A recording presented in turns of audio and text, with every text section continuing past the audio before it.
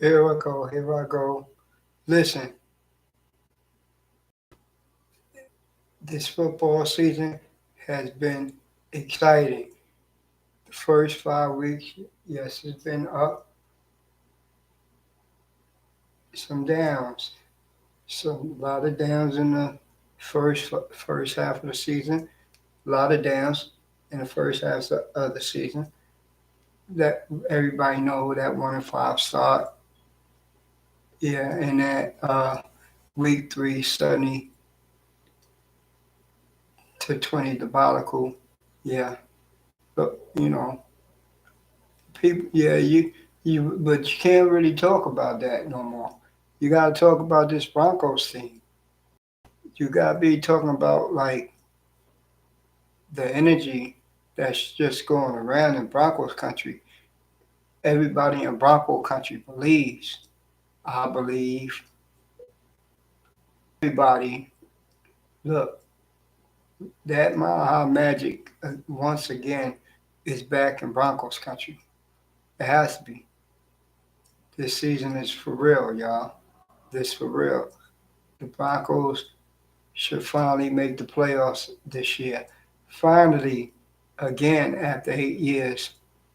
Yeah, it's over. It's a wild card. At least they get in. They have a fighting chance once they in, right? And then nobody really want to play this Broncos team. Nobody on God's green earth want to play this Denver Broncos football team. I know if I had a football team, I know I wouldn't want to play them. Nobody really want to play this Denver Broncos playoff team. And look, everybody knows the teams they beat. They beat real contenders, Super Bowl defending Super Bowl champions. You know what I mean? And teams that was in the playoffs years ago, yet last year and the year before, right? And so this Broncos team is for real. And the way they doing it is real. The way they doing it is real. And look, everybody knows in Broncos country, we got a hard game this week. This week on to the Houston Texans with a hot street with a hot CJ Stroud. With a hot CJ Stroud. And on top of he's a CJ Stroud is a rookie, his first year, but he don't look like a rookie. No, he don't. CJ Stroud doesn't look like a rookie. He looked like a seasoned vet. I mean, he's been dicing teams. Look, this game, the Broncos really don't have to run about their running game because they don't really run that much.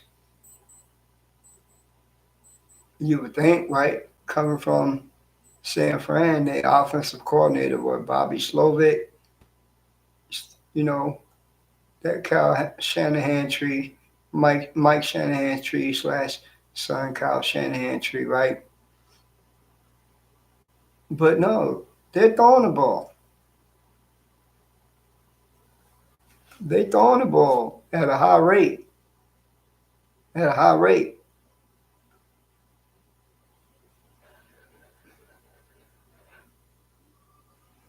Okay. Yeah, and I think the Broncos will be able to run on this team. And then more so, I think the Broncos will be able to throw on this team. The Broncos get good news.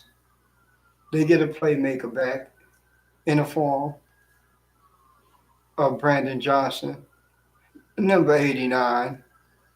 Number 89. How sweet is that, right? So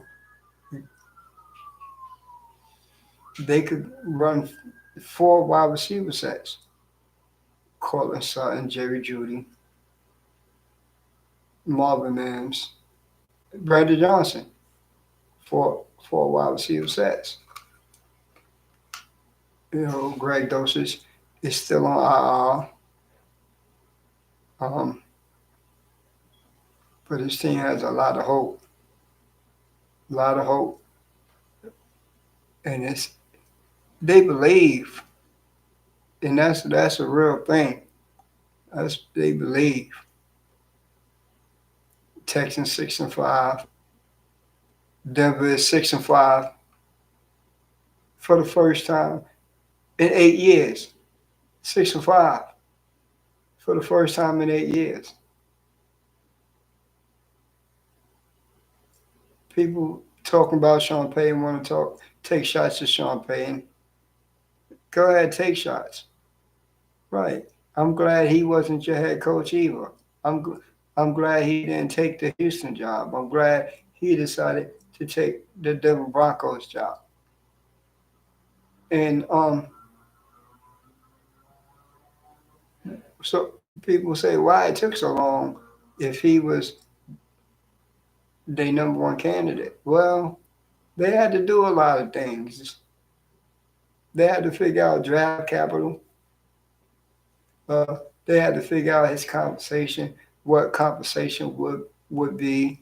Sean Payton played a part in that too, because he wanted to have a first round pick in 2023, and he had a second round pick, but he has a first round pick in 2024. No first round pick in 2025.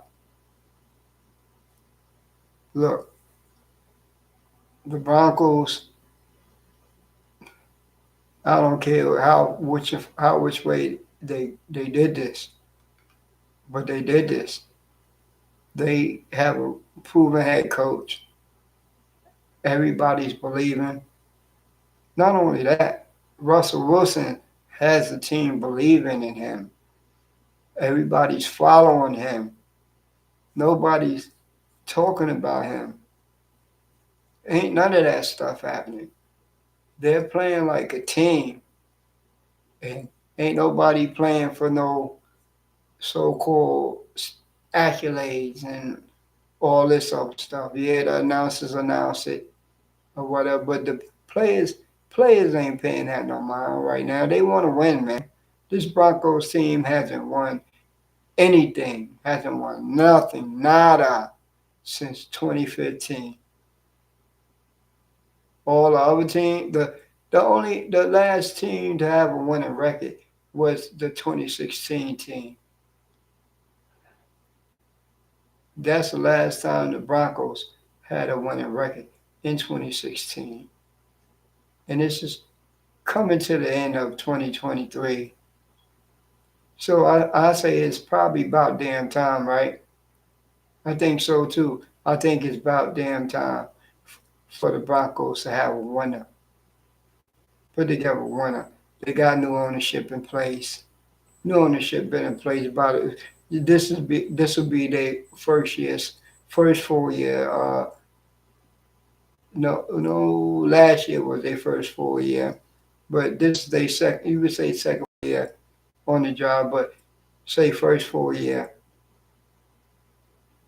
at taking over like they supposed to. First year, a few people had to stick around, shun ropes or whatever. Okay, yeah. Then when they fired Nathaniel Hackett, that's when now it's their team. It's been their team ever since they paid $4.65 billion for the Broncos. So, but now they really doing things. They doing things in the community. Look, the Broncos always been always been a top notch organization from top to bottom since Pat Bowlen. And it's nothing going to change. Nothing going to change because these owners want the best for their players. They want the best for their fans. They want the best fan experience. They want the best experience for their players on game day. The best situation for their players on game day.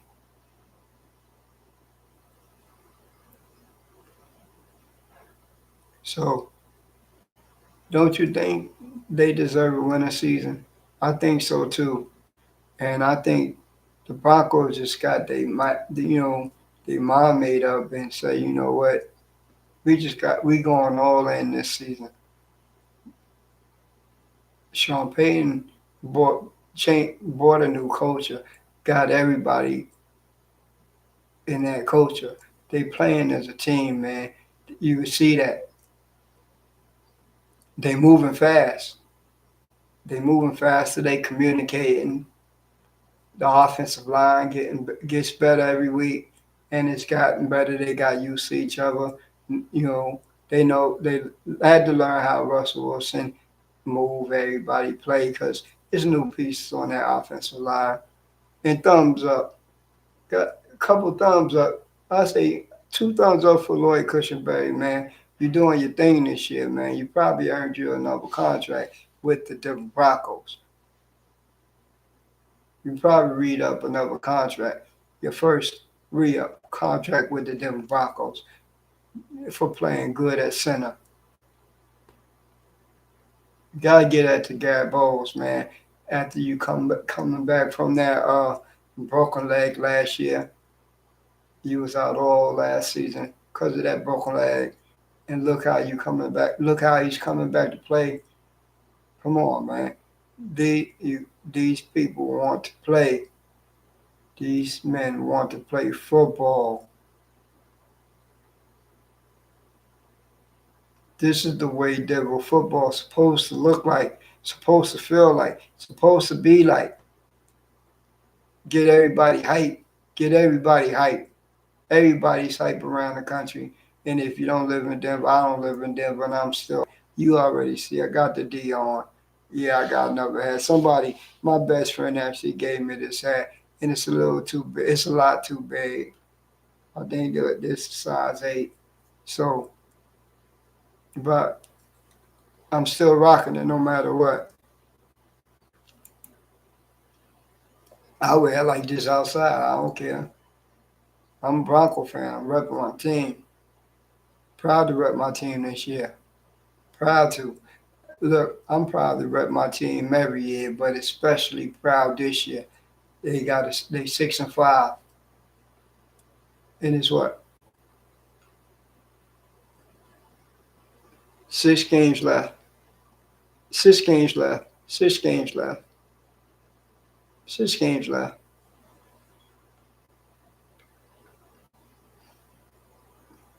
Look, the ball is in their court. Ball is in their court. Yeah, they gotta catch up in the division, but well, not not really in the division, but like say in the conference, because right now they 3-4 in the conference. So say Denver goes to they go to Houston, they got to go to Houston Sunday, and they come out with that W. That means they be 4-4 in the conference. They have an even conference record.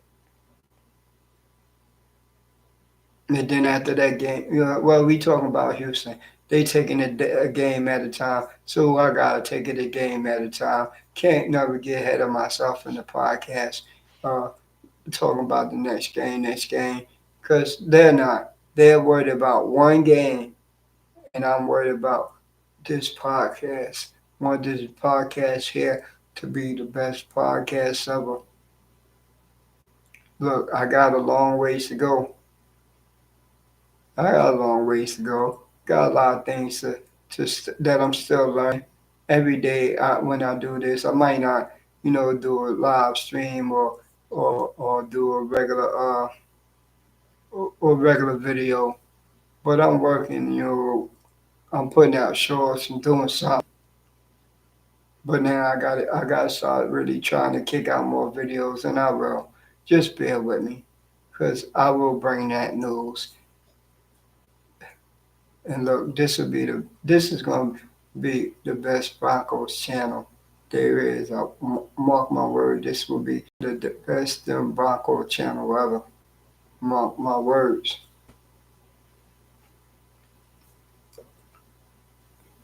Uh, I'm gonna be competitive. It's not no competition. It's just something I like to do, and I'm doing it from the heart. And I'm getting, I had to slowly get things so I could look brighter, which I did. My wife got a credit the ball and chain because she supports me.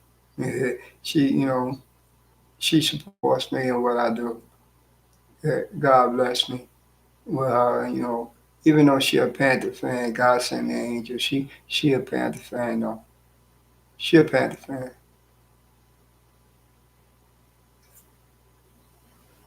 but I love her. I love her. Even though she a Panther fan, ooh, can't say that. But that's my wife though. I love my wife. Always, sometimes I gotta shout out my wife on here, man. It's, if it wasn't for her, probably none of this right here would be possible. Nothing, none of this would be possible for her. For her helping me doing this stuff. So hopefully, hopefully, keep it up, keep growing this podcast, talking about my Broncos. But look, this is one of the most important games of the season. The Houston Texans. Nobody really talks about their defense, but look who their head coach is. D'Amico Ryans. D'Amico Ryans played in the league. I mean, he was a beast coming out of Alabama. He's another Alabama product that played in. He played for Houston. He played for Houston, and then I think he got traded to from Houston to Philly for a year or so or something like that. But you know, but D'Amico Ryans, the head coach, rookie head coach. I think, and most of their coaching staff are rookies. So the Broncos might have an advantage that way. Might have an advantage that way, but they're a young team. They're a young up and coming team, man. And they were supposed to be bad this year, right?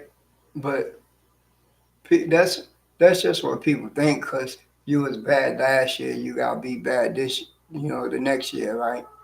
That's just what most people think about. Like, yeah, they was dreadful bad, but look, they can't overlook the Denver Broncos, and the Denver Broncos can't overlook them because that's a mistake that the Texans can make, and it's also a mistake that the Broncos can make. So I'm sure that Denver is putting emphasis on this game. They know what this game means. I'm not worried about the Broncos, but I know it's going to be a good game. It's going to be a good game, good tight game. Looking forward to it. And look, the Broncos get another D. Look, if they go out and get another D, that's a dub. Another dub. Sunday afternoon at 1 o'clock.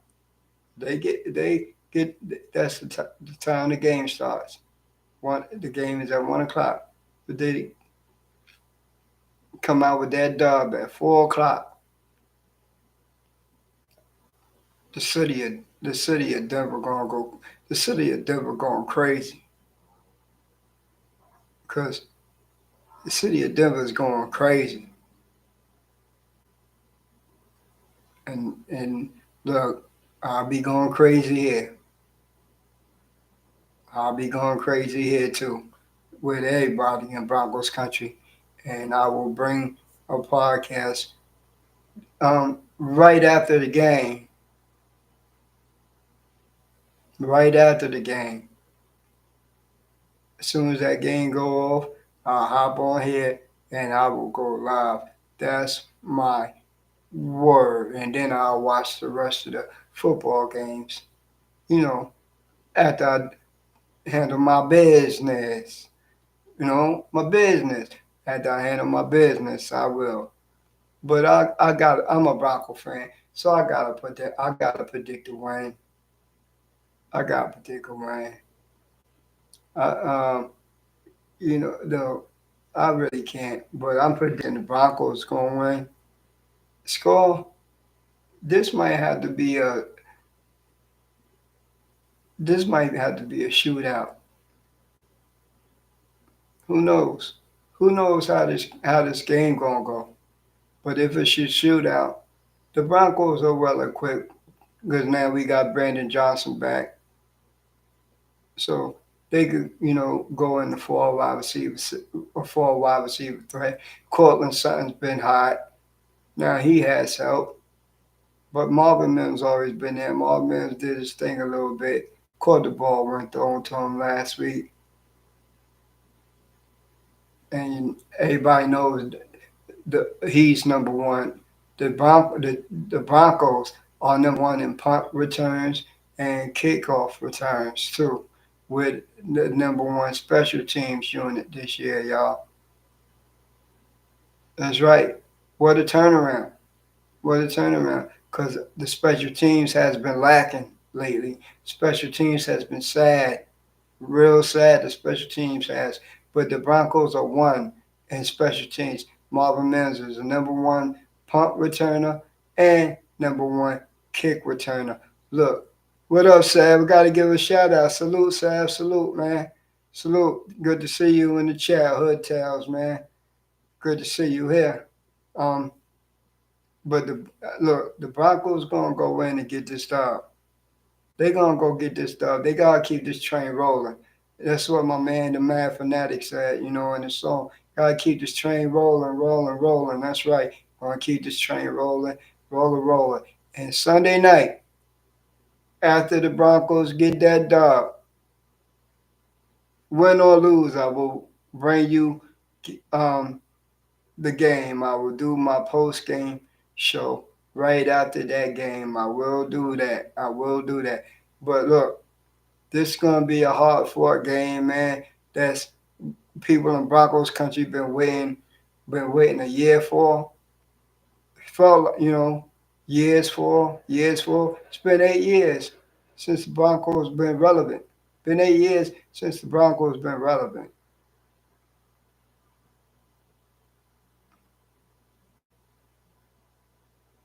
You know what I mean? So it is what it is. It's gonna be that. Yeah, over here, I keep getting those, you know, Twitter notices and all that. Well, X, whatever it is, but I'm about to end this chat at the 24 mark, and you know how it always go. Gotta sign out with that my house salute, Broncos country.